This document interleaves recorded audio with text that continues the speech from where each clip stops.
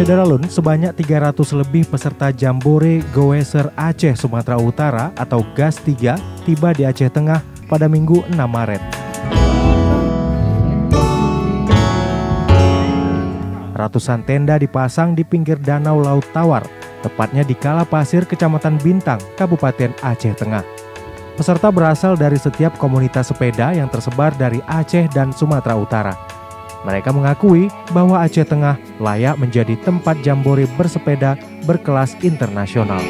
Untuk melakukan registrasi ulang untuk penampilan jersey, maka merupakan anggota DPA.